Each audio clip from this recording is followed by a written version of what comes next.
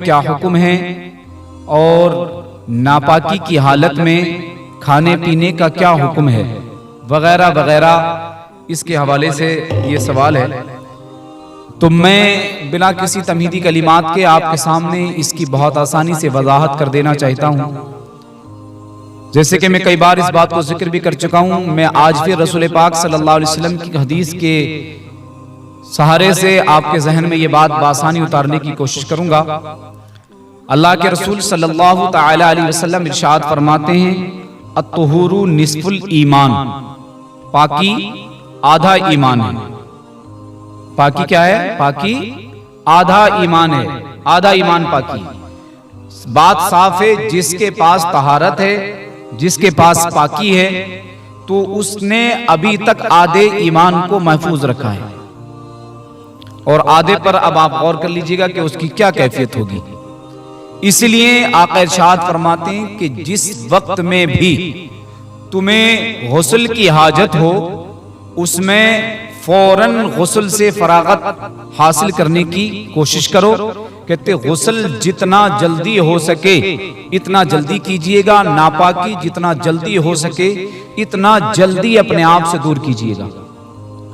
फरमाया क्यों? तो कहा इसलिए कि बंदा जब नापाक होता है तो उस पर अल्लाह और उसके फरिश्ते लानत करते हैं। और वो नापाक बंदा जिस मकान के अंदर हो, जिस दुकान के अंदर हो, जिस ऑफिस के अंदर हो, जिस कारखाने फैक्ट्री के अंदर हो, फरमाते हैं उसमें रहमत के फरिश्ते दाखिल नहीं होते, उसमें अल्लाह की लानत बरसती रहती है, अल्लाह की रहमत नहीं बरसती है। दूसरी हदीस में बयान फरमाया कि नापाक बंदा जब नापाकी की हालत में हो और जमीन पर चलता है तो फरमाते हैं कि जमीन चीख मार मार के अल्लाह के हुजूर फरियाद करती है, मालिक तू हमें इजाजत दे और हम इसको अपने कलेजे के अंदर संभालें, हम इसको अपने अंदर धंसा लें।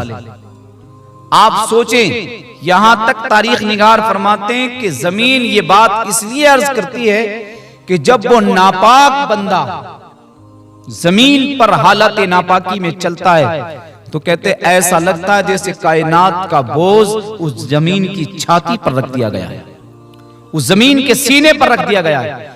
अब जब इतना वजन उसके ऊपर रखा जाता है तो फिर सोचो उसे कितनी तकलीफ का सामना करना पड़ता होगा।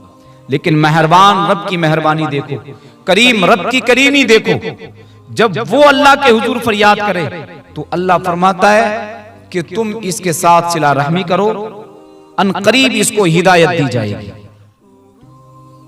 और सवाल सजा और जजा का है, वो इख्तियार हमारा है, हम इसको अनकरीब पकड़ेंगे, जरूर पकड़ेंगे। और ऐसी पकड़ में पकड़ेंगे कि जब हम पकड़ेंगे तो दुनिया की कोई भी ताकत इसको छुड़ाने वाली नहीं होगी।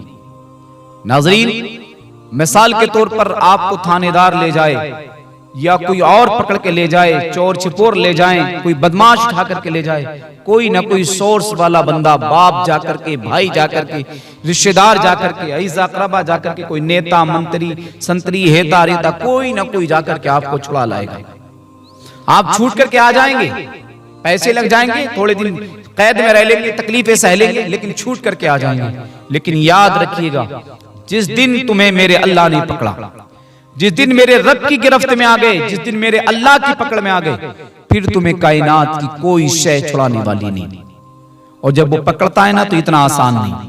वो फरमाता जब हम पकड़ते हैं तो हमारी पकड़ बड़ी सख्त होती है। मेरा अल्लाह फरमाता है इन्ना बत्शा रब्बिका लशदीद, बेशक तुम्हारे रब की पकड़ बहुत सख्त है। जब वो पकड़ता है तो फिर कोई छुड़ाने वाला नहीं होता है। अब मेरे भाई सोचो, उस दिन अगर अल्लाह ने हमें पकड़ लिया, अल्लाह ने हमें अपनी गिरफ्त में ले लिया, हम अल्लाह की जकड़ में आ गए, तो फिर उस दिन हमारा हाल क्या होगा? रसूल पाक सल्लल्लाहु अलैहि वसल्लम फरमाते हैं, तुम मौत को कभी दूर ना जानो, मौत को कभी दूर ना जानो, मौत तुम्हारी हर सांस से भी ज्यादा करीब है। मौत कभी भी तुम्हें अपना लुक्मा बना सकती है, इसलिए मौत को दूर ना जानो और मौत का ख्याल अपने जहन में रखकर अपने आप को गुनाहों से बचा करके रखो। और मेरा तो एक जहन काम करता है कि अगर आप गुनाहों से ही बचना चाहते हैं तो आप दो बातों को जहन नशी कर लीजिएगा। यकीन जानिएगा, मेरा विजदान कहता है कि आप जिंदगी में फिर कभी गुनाह नहीं कर सकते। आज इंसान गुनाह की तरफ दौड़ रहा है, आज इंसान गुनाह कर रहा है, उसकी सिर्फ एक ही वजह है और वो वजह यह है कि इंसान अपने मकसद को भूल चुका है। इंसान उस बात को भूल चुका है जिसकी वजह से उसे गुनाहों से महफूज रहना है। मसलन अभी माह सियाम, माह रमजान का महीना हमारे माबैन से गुजरा है। रमजान के महीने में लोगों ने रोजों का एहतमाम किया, तरावी का एहतमाम किया, नमाज का एहतमाम किया। लेकिन आप कभी गौर किए, किसी रोजादार के सामने ले जाकर के खाना रख दीजिएगा, पीना रख दीजिएगा, लेकिन वो उन तमाम चीजों को अपने इस्तेमाल में नहीं लाता है हालत रोजा में। मैंने कहा कर लीजिएगा, क्यों? कहा नहीं, मेरा रोजा है। तो मैंने कहा अकेले में बैठ करके खा लीजिएगा। नहीं, अकेले में भी नहीं खा सकता, कोई देख लेगा। मैंने कहा और कमरे में बंद होकर के खा लीजिए। कहा नहीं, वहां भी कोई देख लेगा। मैंने कहा कमरे में कौन आ रहा है? तो कहा जब कोई नहीं देख सकता तो मेरा अल्लाह तो मुझे देख सकता है ना। बात बिल्कुल वाज़ेह है। बंदा गुनाह से इसलिए रुका हुआ है माह रमजान में कि उसका यकीन यह है कि अल्लाह मुझे देख रहा है, अल्लाह मुझे देख लेगा। तो मैंने उसमें पलट के कहा अल्लाह देख लेगा तो कौन सी हरज की बात है, क्या हो जाएगा अल्लाह देख लेगा तो। उसने कहा मुझे मरना भी है, मुझे मरना भी है, मुझे मौत भी आनी है, और जब मुझे मरना है तो मेरा अल्लाह मुझसे हिसाब किताब करेगा, और मेरी इतनी ताकत नहीं कि मैं अपने रब के हुजूर खड़े होकर के हिसाब किताब दे सकूं। नाजरीन आप सोचिए, गौर तो कीजिएगा, आप गौर तो कीजिएगा। हम यही बात जहन में उतार देना चाहते हैं। जो बात माह सियाम, माह रमजान में इंसान के दिल और दिमाग में उतरी हुई है, उसके जहन में पैवस्त है कि मैं इसलिए नहीं खा रहा हूं कि अल्लाह मुझे देख लेगा, और मुझे अल्लाह के देखने का खौफ इसलिए है कि मुझे मौत आ जाएगी, मुझे मरना भी है। अगर यही ख्याल इंसान को गैर रमजान में अपने दिल और दिमाग पर हावी रखना चाहिए, अगर यही ख्याल गैर रमजान में इंसान के साथ मौजूद हो कि उसके दिमाग में ये बात बैठी रहे कि अल्लाह मुझे देख रहा है, हर हाल में मुझे देख रहा है जैसा कि उसकी शान है, और मुझे मौत आनी है, मुझे मौत आनी है, मैं दावे से कहता हूं जिंदगी में फिर कभी गुनाह नहीं करोगे। गुनाह इसलिए करते हो, गुनाह उस वक्त करते हो जब अल्लाह को भूल जाते हो, गुनाह उस वक्त करते हो जब तुम्हें मौत याद नहीं रहती है, जब तुम मौत को भूल जाते हो। मौत से गफलत तुम्हें गुनाह की तरफ लेकर के जाती है, अल्लाह से बेजारी, अल्लाह से दूरी तुम्हें गुनाह की तरफ लेकर के जाती है। अल्लाह का खौफ दिलों से निकाल देना तुम्हें बुरी लतों की तरफ लेकर के जाता है। और जब तुम अल्लाह की याद अपने दिलों में ताजा रखोगे, मौत को हम्मा वक्त याद रखोगे, तो मौत की याद, अल्लाह का खौफ तुम्हें गुनाहों से महफूज रखेगा, तुम्हें गुनाहों से बचा करके रखेगा। जैसे कि माह रमजान में आप अल्लाह का खौफ भी अपने दिलों में पैवस्त रखे और मौत भी तुम्हें याद रही, तो अल्लाह ने तुम्हें गुनाहों से महफूज रखा और तुम गुनाहों से बचे रहे, तुम गुनाहों से बचे रहे। ऐसे ही एग्जाम्पल के तौर पर यूं समझ लीजिएगा, कभी कब्रिस्तान जाना हुआ, मुर्दे को कब्रिस्तान लेकर के गए, कभी कब्रिस्तान में गुनाह करते हुए देखा है आपने? जब तक जनाजा कब्रिस्तान के अंदर मौजूद है, सारे लोग कब्रिस्तान में एक साथ जमा हैं और सब के सब गुनाहों से बचे हुए हैं, कोई गुनाह नहीं कर रहा उस वक्त में, कोई गुनाह नहीं कर रहा है। मैंने कहा कर लीजिएगा गुनाह, कि नहीं, सबकी जुबान पर एक ही जुमला है कि साहिब कुछ भी कर लो, कितने भी हक मार लो, कितने भी कत्ल गारत कर लो, कितना भी कुछ भी कर लो, आखिर मौत है, आना यहीं पर है, इसके अलावा कहीं नहीं जा सकते। उनके दिमाग में दोनों चीजें बैठी हुई हैं, एक तो ये कि मौत सामने रखी हुई है तो उन्हें ये यकीन है कि हाँ हमें भी एक दिन यहां आना है, हमें भी एक दिन मौत आनी है, और दूसरी बात उनके जहन में ये है कि कब्रिस्तान में खड़े कम से कम यहां तो गुनाहों से महफूज रहिएगा, कम से कम यहां तो गुनाहों से बच करके रहिएगा। तो मेरे अजीज बिल्कुल बात वाज़ेह हो गई, जब ये दोनों बातें आदमी के जहन में रहेंगी कि अल्लाह मुझे देख रहा है और दूसरा ये कि मुझे मौत आनी है, मुझे मरना है, मुझे मौत का लुक़मा बनना है, मुझे कब्र की गहराइयों में उतरना है, तो फिर वो कभी जिंदगी में गुनाह नहीं कर सकता है।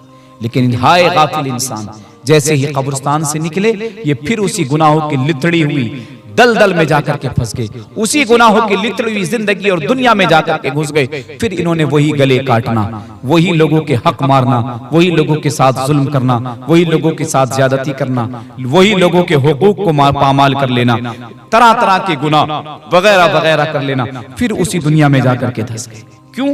क्योंकि कब्रिस्तान से निकलते ही ये मौत को भी भूल गए और ये अल्लाह को भी भूल गए। और जब ये अल्लाह को भूल गए तो ये अल्लाह की तरफ से गिरफ्त थी उनके लिए, अल्लाह की तरफ से उनके लिए पकड़ती कि फिर तुम गुनाहों में मुलव्विस हो गए, फिर तुम गुनाहों में दाखिल हो गए। और तुम गुनाह करो, कब तक गुनाह करोगे? करते रहो, कब तक गुनाह करोगे?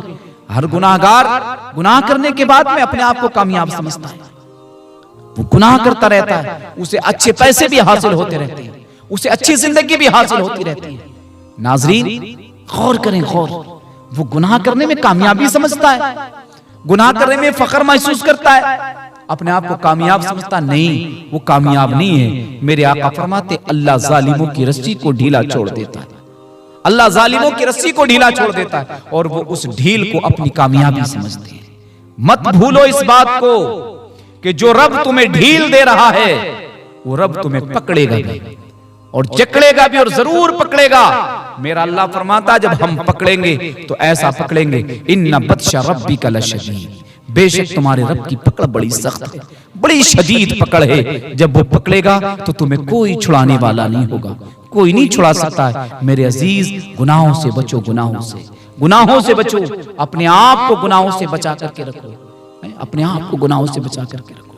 मेरे नाजरीन, गुनाहों से बचा करके रखो, हर गुनाह से बचो और जितना हो सके अपने रब का जिक्र करो, अपने रब की बंदगी का ऐलान करो, अपने रब की बंदगी का ऐलान करो, अपने रब की इबादत करो, उसके लिए सजदे करो, उसके लिए तस्बीह तहलील, उसके लिए कुरान पाक की तिलावत करो। वो तुम्हारी एक आमाल को भी जाया नहीं कर सकता है। मेरा अल्लाह फरमाता मोमिनों की मेहनत को जाया नहीं करते। रसूल पाक कहते अल्लाह मोमिनों की मेहनत को जाया नहीं करता है। मोमिन मेहनत तो करे, अल्लाह उसे कबूल करता है, अल्लाह उसे उसका अजर देता है, उसका अजर देता, मिलता है उसका अजर। इसलिए मुसलमानों, अपनी जिंदगी में अगर कुछ भी ना कर सकते हो तो कम से कम अच्छे आमाल करके जाओ, और बहुत ज्यादा अच्छे अमाल भी नहीं करके जा सकते हो तो कम से कम इतना तो करके जाओ कि जब रसूल पाक की बारगाह में हाजिर हो तो तुम्हें शर्मिंदगी का मुजाहिरा करना ना पड़े, हया और गैरत की वजह से अपनी पलकें ना झुकानी पड़े, अपनी नजरें ना झुकानी पड़े। कम से कम इतने अच्छे अमाल करके तो इस दुनिया से जाइएगा, कम से कम इतने अच्छी नेकियां, इतने अच्छे अमल करके तो इस दुनिया को खैराबाद कीजिएगा, इस दुनिया को अलविदा कहिएगा। वरना सोच लीजिएगा जब अल्लाह के हुजूर पेशी होगी, रसूल पाक तख्त नशी होंगे तो उस वक्त में हया की वजह से नजरें तो छोड़िए गर्दनें तक नहीं उठ सकती। उस वक्त का आलम क्या होगा, उस वक्त की बेकरारी और बेचैनी का आलम क्या होगा। इसलिए याद रखो, मौत हमेशा अपने दिमाग में रखो, मौत हमेशा अपने दिमाग में रखो, और अल्लाह का खौफ अपने दिल और दिमाग में अच्छे से पैवस्त कर लो, अच्छे से उतार लो। इंशाअल्लाह तुम गुनाहों से महफूज रहोगे, गुनाहों से बचे रहोगे। और जब गुनाहों से महफूज रहोगे ना तो मेरे अजीज फिर दुनिया की कोई ताकत भी तुम्हें टच नहीं कर सकती है, कोई तुम्हें मस नहीं कर सकता है, कोई तुम्हें परेशान नहीं कर सकता है। अगर तुम परेशानियों से छुटकारा चाहते हो, अगर तुम दुनिया की इन रंगीनियों से निकलना चाहते हो तो तुम अपने अल्लाह से डरने वाले बन जाओ। तुम अल्लाह से डरो, पूरी दुनिया तुमसे डरती हुई नजर आएगी। बस अल्लाह से डरो, अल्लाह से डरो। और जब अल्लाह से डरने वाले बन गए तो फिर हम कामयाब हो गए, क्योंकि मेरा अल्लाह फरमाता तुम मुझसे डरो, मैं कायनात को तुमसे डरा दूंगा।